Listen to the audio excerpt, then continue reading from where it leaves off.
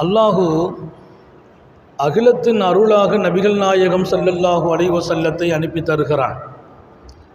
நபி பெருமானார் ஸல்லல்லாஹு அலைஹி வஸல்லம் சொன்னதெல்லாம் சத்தியம் என்கிற இடத்திலே அவர்களை வாழ வைத்தான். அவர்கள் சொன்னால் ஏற்கிற இடத்தில் தோழர்களை வாழ வைத்தான். அவர்கள் சொன்னதெல்லாம் சத்தியம். அப்படி ஒரு மனநிலை மக்கள் மனதில் பதிவு செய்தான்.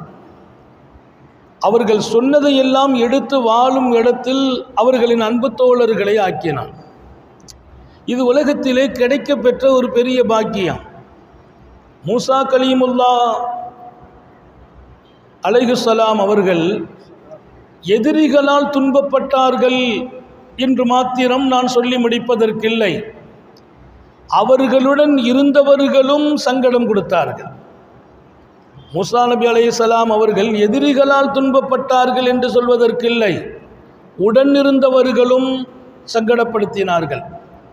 ஈசா நபி அலைஹிஸ்ஸலாம் அவர்களுக்கு வெளியிலிருந்து தான் சோதனை வந்தது என்று சொல்லி முடிக்க இயலாது. கூட இருந்தவர்களும் அவர்களை பல வகையிலும் நெருக்கடி கொடுக்கும் இடத்திற்கு வருகிறார்கள். ஆனால் சாந்த நபி ஸல்லல்லாஹு அலைஹி வஸல்லம் அவர்களுக்கு அல்லாஹ் கொடுத்த விலை மதிக்க முடியாத பாக்கியம், பெருமானார் ஸல்லல்லாஹு அலைஹி வஸல்லம் என்ன சொன்னாலும் தலையசைக்கும் இடத்தில் தோழர்களை ஆக்கி வைத்தான். ஏற்கும் மனோபக்குவத்தை கொடுத்தான். உடனடியாக வாழ்க்கையில் கொண்டு வருகிற வாய்ப்பை கொடுத்தான். அல்லாஹ் நம்ம எல்லோருக்கும் நசீபாக்குவானாக. அந்த சஹாபிகள் நமக்குள் ரோல் மாடல். ஆமினு கமா ஆமனன் நாஸ், அல்லாஹ் நமக்கு சொன்ன ஒரு வார்த்தை தான். அந்த சஹாபிகள் எப்படி நம்பினார்களோ நீங்களும் நம்புங்கள் என்கிறான். ஆமினு கமா ஆமனன் நாஸ், நான் கொள்ளும் ஈமானுக்கு முன்மாதிரிலாம் ஒன்றும் கிடையாது. அல்லாஹ்வை நான் நம்பணும், ரசூலை நம்பணும். முன்மாதிரி அல்லாஹ் ஒன்றை சொன்னான், ஆமினு கமா ஆமனன் நாஸ். என் சஹாபிகள், நபியின் தோழர்கள் எப்படி ஈமான் கொண்டார்கள், எப்படி நம்பினார்கள், அப்படி நம்புங்கள். என்னுடைய ஈமானுக்கு கூட ஒரு ரோல் மாடல் சஹாபிகள். அவர்களின் வாழ்க்கை தொலங்கும் நட்சத்திரம் என்கிறார்கள் நபி பெருமானார் ஸல்லல்லாஹு அலைஹி வஸல்லம். நட்சத்திரம் இல்லையா, பூமியினுடைய எல்லா வகையான சூழலும் மாறும். பூமிக்கும் வானத்திற்கும் பாதுகாப்பு நட்சத்திரம். அஸ்ஹாபி கன்னுஜூம், என் தோழர்கள் விண்ணின் இளங்கும் தொலங்கும் நட்சத்திரத்துக்கு சமம் என்றார்கள் ஸல்லல்லாஹு அலைஹி வஸல்லம். அப்படியெல்லாம் போற்றப்படும் இடம் அவர்களுக்கு கிடைத்தது. அந்த வரிசைதான் மாநபி ஸல்லல்லாஹு அலைஹி வஸல்லத்தினுடைய அற்புதமான நாவில் அல்லாஹ் வெளிப்படுத்துகிற எல்லா வாழ்க்கையும் அவர்கள் வாழ்ந்து காட்டும் இடத்துக்கு போகிறாங்க.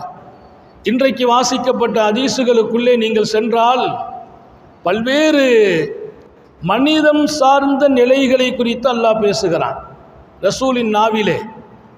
குறிப்பாக ஒருவர் மற்றவரோடு எப்படி சார்ந்திருக்க வேண்டும், தேவைப்படும் போது சாட்சி சொல்ல கூப்பிட்டால் என்ன செய்ய வேண்டும், சாட்சி எப்படி இருக்க வேண்டும், நீங்கள் பொய் சாட்சி சொன்னால் என்ன தண்டனை, சாட்சி சொல்லுங்கள், சாட்சிக்கு கூப்பிட்டால் வாருங்கள், சாட்சி சொல்லும்போது சரியாக இருக்க வேண்டும், மறுக்கக்கூடாது, பொய் சாட்சி சொல்லிவிடாதீர்கள். அப்படி ஒரு பாடத்தை ரசூல் ஸல்லல்லாஹு அலைஹி வஸல்லம் நடத்துகிறார்கள். பொறுப்பை யாரிடத்தில் ஒப்படைக்க வேண்டும், உங்கள் பொறுப்புகளை எல்லாம் நீங்கள் யாரை நம்பி ஒப்படைத்தாலும் பல நேரங்களில் ஏமாறும் நிலை ஏற்படும். உங்கள் பொறுப்பை அல்லாஹ் இடத்தில் ஒப்படைத்து பழகுங்கள். இப்படி ஒரு பாடம். இன்றைக்கு நடத்தப்பட்ட பாடத்தின் சில பகுதிகளை மாத்திரம் ஞாபகப்படுத்துகிறேன். நான் பொறுப்பு பல நேரங்களில் ஒப்படைக்க வேண்டியது வரும். ஊரை விட்டு வெளியில் போகிறேன், வெளிநாட்டுக்கு போகிறேன், உழைப்புக்காக போகிறேன், வாழ்வையும் வாழ்வாதாரத்தையும் தேடப் போகிறேன். உங்கள் பொறுப்பை அக்கம் பக்கத்தில் உள்ளவர்களிடத்தில் அனுசரணையாக்கி கொள்ளுங்கள். ஒப்படைப்பது அல்லாஹ் இடத்தில் இருக்கட்டும். அல்லாஹ் இடத்திலே பொறுப்பை ஒப்படைத்தவர்கள் எவ்வளவு பெரிய பாதுகாப்பு பெற்றார்கள் என்கிற செய்தியையும் சாந்த நபிகள் ஸல்லல்லாஹு அலைஹி வஸல்லம் சொல்லி தருவார்கள். அடுத்து தொடருகிறார்கள், அநீதி வேண்டாம் என்கிறார்கள். யாரும் யாருக்கும் அநியாயம் செய்து விடாதீர்கள், அது ரொம்ப ஆபத்தானது என்கிறார்கள். அக்கிரமம் என்பது மிக கொடூரமான ஒரு செயல். அநியாயம் என்பது அநீதி செய்தவன் பகரம் பெறாமல் இந்த மண்ணை விட்டு முடிய மாட்டான். வலா தர்கனூ இலல்லதீன ஸலமூ ஃபதமஸ்ஸக்கும் முன்னார். அல்லாஹ் திருக்குர்ஆன் ஷரீஃபிலே சொன்னான், அநியாயம் செய்பவர்களோடு நீங்கள் போய் சேர்ந்து விடாதீர்கள். அநியாயம் செய்யக்கூடாது, அக்கிரமம் செய்யக்கூடாது. சில பேர் அக்கிரமம் செய்கிறாங்க, அவங்களுக்கு நீங்கள் பின்பலமாகிறீர்களா, சப்போர்ட்டாக போகிறீர்களா? அவர்கள் சாயும் நிழலாக நீங்கள் மாறப்போகிறீர்களா? ஒன்றை புரிந்து கொள்ளுங்கள். வலா தர்கனூ இலல்லதீன ஸலமூ ஃபதமஸ்ஸக்கும் முன்னார். அவர்களை நோக்கி வரும் சாபமும் அவர்களை நோக்கி வரும் நெருப்பு பிண்டமும் உங்களையும் கரித்துவிடும். இது திருக்குர்ஆனின் வசனம். ஃபதமஸ்ஸக்கும் முன்னாருங்கிறான் அல்லாஹ். உங்களை நெருப்பு தீண்டும், உலகத்திலும் மறுமையிலும். அநியாயம் செய்தவர்களுக்கு சொல்லப்பட்ட எச்சரிக்கை அல்ல. அக்கிரமம் செய்பவர்களோடு தோள் கொடுத்து நிற்பவர்கள், சப்போர்ட் பண்ணுபவர்கள், அவங்களுக்கு சாய்வதற்கு இடம் கொடுக்கிறார்களே, அவர்களுக்கு அல்லாஹ் இத்தனை பெரிய எச்சரிக்கையை சொல்கிறான். இன்று வாசிக்கப்பட்ட ஹதீஸில் ஸல்லல்லாஹு அலைஹி வஸல்லம் உலகத்தை மாத்திரம் அநீதி பாதிக்காது. அல்-ஸுல்மு ஸுல்மாத்து யௌமல் கியாமா, இங்கே செய்யும் அநீதி மறுமையில் உங்களுக்கு மிகப்பெரிய இருளாக வந்து நிற்கும். அல்லாஹ்வை நோக்கி நாம் போகணும், சிராத்துல் முஸ்தகீமை நோக்கி போகணும். நன்மை தீமையை வாங்குவதற்கான பட்டோலையை கையில் வாங்க போகணும். நீ போக முடியாது. ஏன்? உனக்கு எல்லாமே இருளாகி இருக்கும், பாதை அடபட்டு போகும். இருட்டில் எப்படி நடப்பாய்? 2 பேர் நடக்கவே முடியாது. ஒன்று வெளிச்சம் இருக்குது, கண்ணில் வெளிச்சம் இல்லை, அவரும் நடக்க முடியாது. கண்ணில் வெளிச்சம் இருக்கிறது, வெளியே வெளிச்சம் இல்லை, அவரும் நடக்க முடியாது. இங்கே உனக்கு கண்ணில் வேணுமென்றால் ஒளி இருக்கலாம். அல்-ஸுல்மு ஸுல்மாத்து யௌமல் கியாமா, உலகத்தில் நீ ஒருவருக்கு செய்த அநீதி இங்கே அது இருளாக சூழ்ந்து நிற்கும். நீ நடைபோடவே முடியாத பிணமாகுவாய். யார் சொல்வார்கள்? அப்துல்லா இப்னு உமரின் ரிவாயத்தில் நபிகள் நாயகம் ஸல்லல்லாஹு அலைஹி வஸல்லம் அறிவிக்கிற செய்தி இன்றைய புகாரி ஷரீஃபினுடைய மிகப்பெரிய பதிவு. உலகத்தில் யாருக்கும் அநீதி செய்யாதீர்கள். அநீதின்னா அவரை போய் கொலை செய்கிறதா? அவர் உரிமையை பறிப்பதா? ظுல்மு என்கிற வார்த்தைக்கு அரபியிலே விளக்கம் என்ன தெரியுமா? ظுல்மு என்ற வார்த்தைக்கு தாரீஃப்னு சொல்வாங்க. அதற்கான முழு பொருள் என்ன தெரியுமா? வதுஉ ஷை அன் கைரி மௌலிஹி, ஒரு பொருளை வைக்க வேண்டிய இடம் அல்லாது வேறு இடத்தில் வைத்தால் அநீதி. எங்கே வைக்கணுமோ அங்கே வைக்கணும், யாரை எப்படி நடத்தணுமோ அப்படி நடத்தணும். மாற்றி நடத்துகிறாயா, நீ அநீதி செய்கிறாய். அநீதிக்கு விளக்கம் இன்றைக்கு அளவு கடந்த அநீதிகள், கட்டுப்பாடு மீறிய அநீதிகள். ஒருவரை குறை சொன்னால் வரம்பு மீறி சொல்வது, ஒருவரை புறம் பேசினால் வரம்பு மீறி பேசுவது, ஒருவர் மீது குற்றச்சாட்டுகளை சொன்னால் அளவுக்கு அதிகமான குற்றச்சாட்டுகளை பதிவு செய்வது. இது அக்கிரமம் இல்லையா? அநீதி இல்லையா? சையதுனா அலி ரலியல்லாஹு அன்ஹு அவர்களை எதிர்த்து சில பேர் வாழ்ந்தார்கள். ஏதாவது குறை சொல்லிக்கிட்டே இருப்பாங்க, அவங்க வேலை அதுதான். அலி ரலியல்லாஹு அன்ஹு பற்றி பேசுனா கொஞ்சம் பால் குடிச்சிட்டு பேசுவாங்க, கொஞ்சம் தெம்பா பேசணுமேன்று, கொஞ்சம் தெம்பா பேசணும். அலி ரலியல்லாஹு அன்ஹுவை குறை சொல்வதற்கென்றே ஒரு கூட்டம். யார்? சையதுனா அலி ரலியல்லாஹு அன்ஹு. அண்ணல் எம்பெருமான் ஸல்லல்லாஹு அலைஹி வஸல்லம் அவர்கள் ஞானத்தின் பட்டணம் என்கிறார்கள். அதன் நுழைவாசல், நான் தான் பட்டணம் என்றால் அதன் நுழைவாசல் அலி. அன்ன மதீனத்துல் இல்ம் வ அலியுன் பாபுஹா, ஞான வாசலில் நுழைவதற்கு அலியே வாசல் என்கிறார்கள். அப்படிப்பட்ட அலி ரலியல்லாஹு அன்ஹு அவர்களை குறை சொல்வதும் ஏசுவதும் திட்டுவதும் அப்படி பழக்கமாக்கி கொண்ட சில பேர்கள். சாத் இப்னு அபி வக்காஸ் ரலியல்லாஹு அன்ஹு அவங்க அல்லாஹ்ட்ட கையேந்தனா கிடச்சிக்கிடும். அவங்க ஒருத்தரை பார்க்குறாங்க வீதியில், அவர் கண்ணா பின்னான்னு அலியை திட்டுகிறார். சாத் இப்னு அபி வக்காஸ் மனசு கேட்கல, கையை பிடிச்சாங்க, வாப்பா என்ன பண்ணுற? யார் தெரியுமா? சையதுனா அலி, ரசூல் ஸல்லல்லாஹு அலைஹி வஸல்லத்தின் அன்பு மகள் ஃபாத்திமாவை நிக்காஹ் செய்தவர்கள், மாநபி ஸல்லல்லாஹு அலைஹி வஸல்லத்தின் இதயத்தில் இடம் பிடித்தவர்கள். இனி நீ ஹஸரத் அலி அவர்கள் குறித்து பேசிவிடாதே என்றார்கள். அந்த ஆள் கேட்கல. ரெண்டாவது சந்திக்கிறாங்க, அப்பவும் பேசுகிறார், அப்பவும் வான் பண்ணுறாங்க. மூணாவதும் பார்க்குறாங்க, கண்ணா பின்னால் அலி ரலியல்லாஹு அன்ஹுவை திட்டுகிறார். சையதுனா சாத் பின் அபீ வக்காஸ் சொன்னாங்க, அல்லாஹ் இவனை நீ விட்டு வைக்காதுன்னாங்க. இனி இவன் வாழக்கூடாது. நீங்கள் என்ன நினைப்பீர்களோ அது சபை, பொது இடம், பல பேர் நிற்கிறாங்க. ஒரு அடம் பிடிக்கும் ஒட்டகம் ஒன்று ஓடி வந்தது. ஒட்டகம் பாஞ்சு வருதுன்னா எல்லாரும் விலகிடுவாங்க. அது காலை தூக்கி உதைச்சி எடுத்துரும். வந்த அந்த ஒட்டகம் அந்த மனிதனின் பக்கத்தில் வந்து பிறங்காலால் அவனை தூக்கி வீசி அவன் எங்கோ எரியப்பட்டான். மீண்டும் இந்த ஒட்டகம் ஓடி போய் அங்கே நின்று மீண்டும் தூக்கி எறிந்து அவனை காலால் குத்தியே கொன்றது. பொதுவெளியில் கொல்லப்பட்டான். சாத் பின் அபீ வக்காஸ் அங்கே நிற்கிறார்கள்.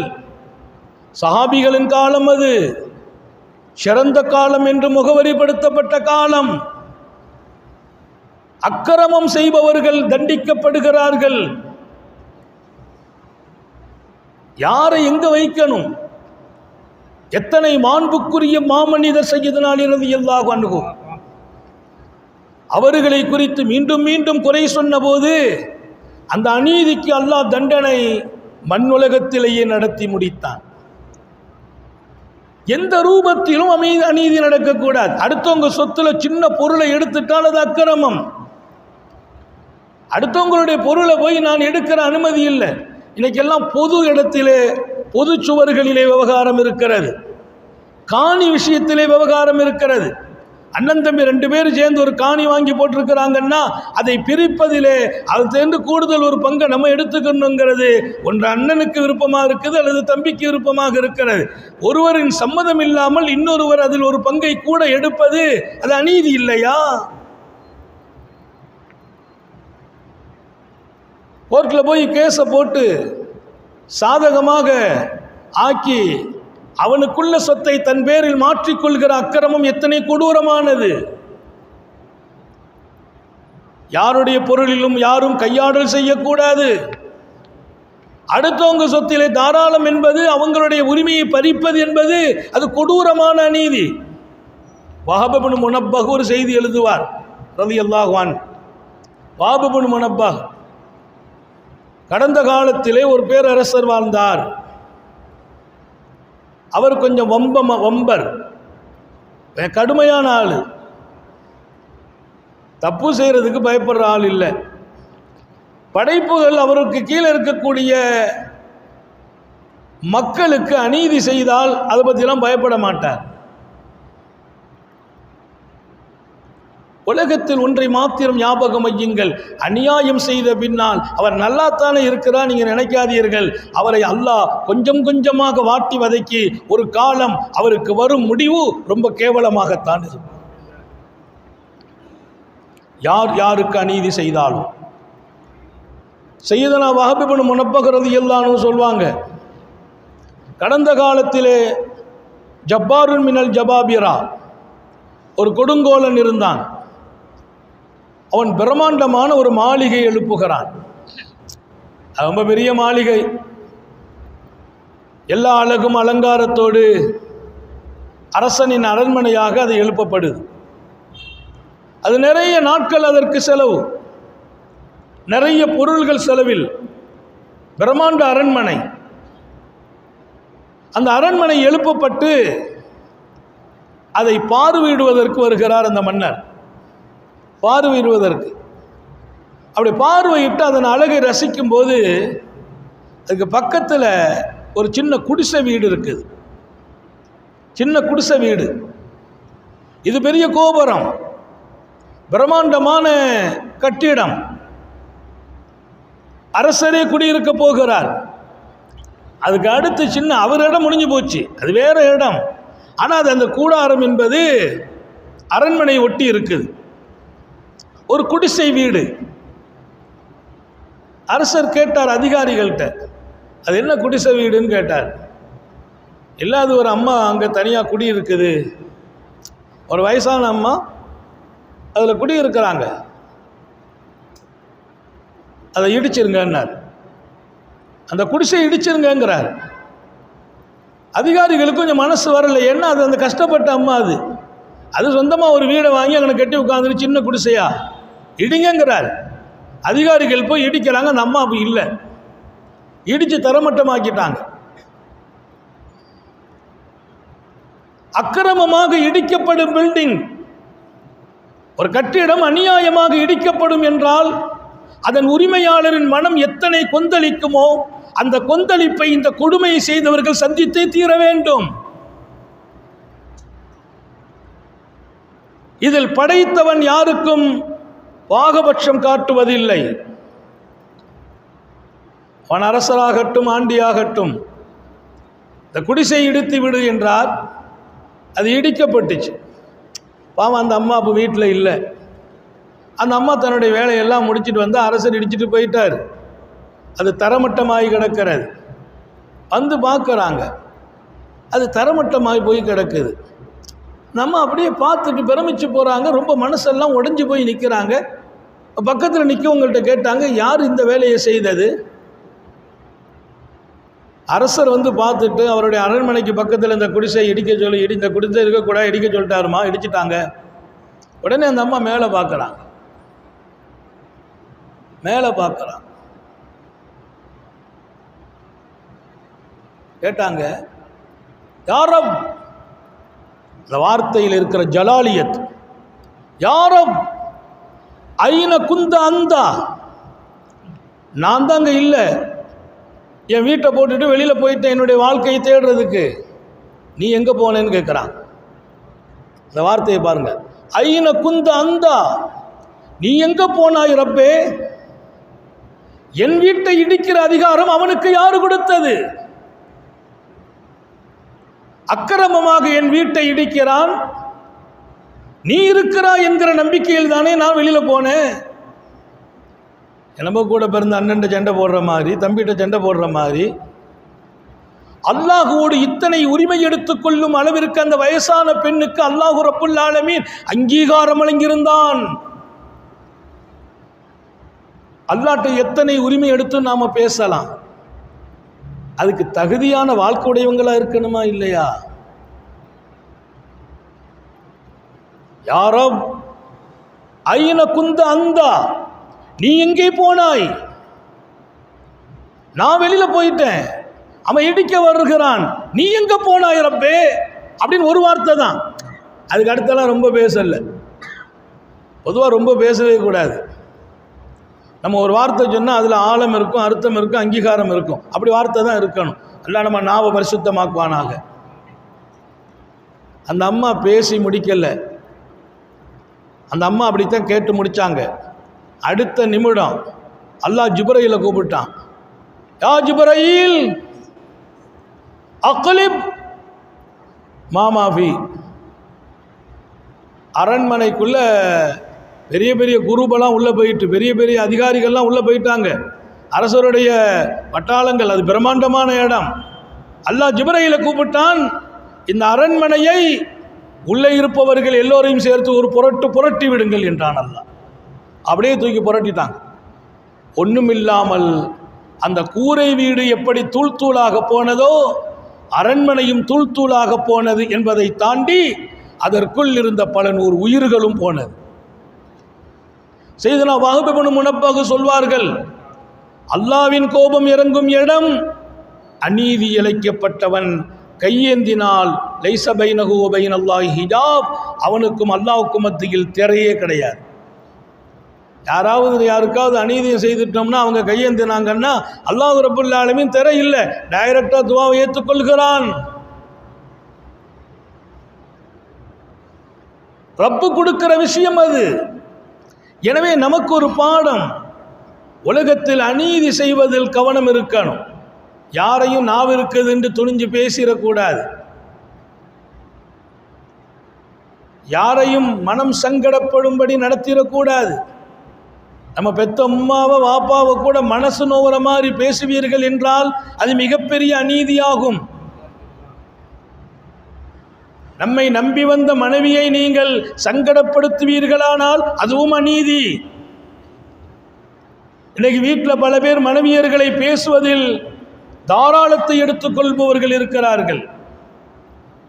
நம்ம பேசுகிற அதிகாரம் உண்டுன்னு நினைக்கிறாங்க. நான் ஆண் என்று நினைக்கிறார்கள். அல்லாஹ்வும் ரசூலும் ஆணாதிக்கத்தை அனுமதிக்கவில்லை. அல்லாஹ் இடத்திலும் ரசூல் இடத்திலும் பெண்களுக்கென்று ஒரு தனி கண்ணியம் உண்டு. அவர்கள் பலகீனமானவர்கள் என்றார்கள் நபி பெருமானார் ஸல்லல்லாஹு அலைஹி வஸல்லம். அவங்க கேட்டா அல்லாஹ் உடனே கொடுத்துட்றான். அதனால நான் பேசுவதற்கு கூட ஒரு வரம்பும் வரமுறையும் இருக்கிறது. என் மனைவி நான் பேசுவேன், யார் கேட்க முடியும்? அவங்கள பெத்த தாய் தோப்பம் கேட்டால் கூட இவர் மதிக்கிறது இல்லை. எனக்கு கல்யாணம் முடிச்சு கொடுத்துட்டீங்களே, ஏன் உரிமை என்கிறார். உரிமை எல்லாம் சரி, வரம்பு மீறி பேசுகிற அதிகாரம் கணவனுக்கும் இல்லை. அது அக்கிரமம். எனவே அநீதி என்கிறது பல்வேறு கிளைகளை கொண்டது.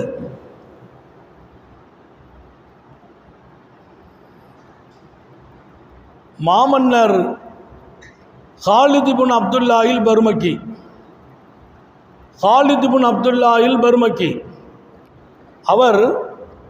அவருடைய மகனோடு சிறைப்படுத்தப்படுகிறார்.